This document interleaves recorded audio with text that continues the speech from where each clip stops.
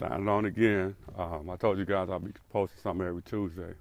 Thanks for checking it out last week. And if you feel like the information is good or valuable, make sure you share it with somebody because I'm sure somebody could benefit from the information. But I'm continuing to talk about ATS, which is athletic transition stress, which is a theory I created. And I talked a little bit about grief last time. And so I want to continue to hit that because I believe that everybody's dealing with some kind of loss and grief. And sometimes we don't even realize it's there. You know, I had an experience just probably over 10 years ago. I had an uncle that died in a car accident. And I had a dream the week before. I had to attend his funeral. And it was my grandmother. And she said that I need to come see her. Now, the thing about it is my grandmother died when I was just over 2 years of age. And so I didn't freak out about it. I just decided, hey, once I get down there, I'll go to the gravesite because I hadn't been there.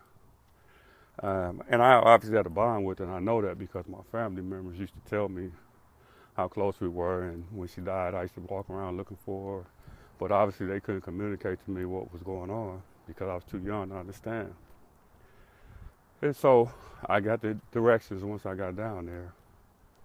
And the closer I got to the site, I started feeling these emotions.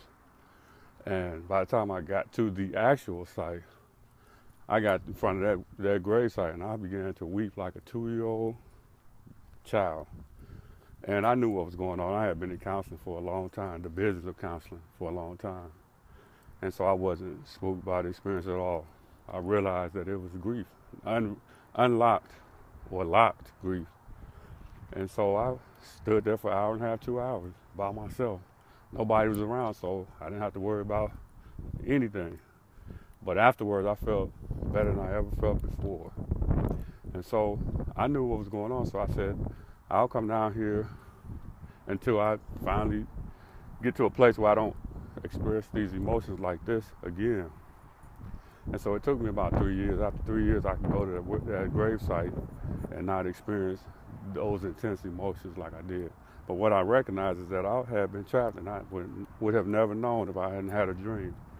So I understood also that from 1 to 7, those are the most critical years of your life. And those years shape how we deal with the world or deal with life. And I learned that from a cellular biologist named Bruce Lipton. And he trained doctors all over the world, talking about, how the brain, the mind, the cells, all these different things work. He talks about mindfulness and subconscious thinking all the time. And so it made sense to me. And so I always think about athletes in particular because I was one. What did they experience from the ages of 1 to 7? Did they have parents divorced or parents that were never married? Or parents that was on drugs, alcohol? Were they abused? Were they neglected? All these different things. Did they lose a sibling? What kind of trauma did they experience? Because a lot of times that's why we dive into sports, because we are trying to figure out a way to deal with our pain. And it's usually a good thing. The problem is, at the end, when it's over, it's no longer giving us what it used to give. Now we're forced to deal with this subconscious stuff that we may not even be aware of. I wasn't aware of my grandmother and the impact until I had a dream. And so that's what this is about.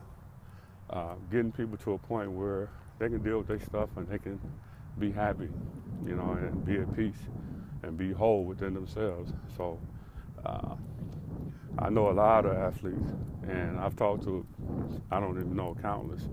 And some of the trauma they've experienced makes me feel like what I've had to deal with hasn't really been that much. But it's all an individual thing. And what I like about this process is it can be anonymous. You can check it out on your own. It don't always apply to athletes. It applies to everybody, actually. But check it out and see what you think.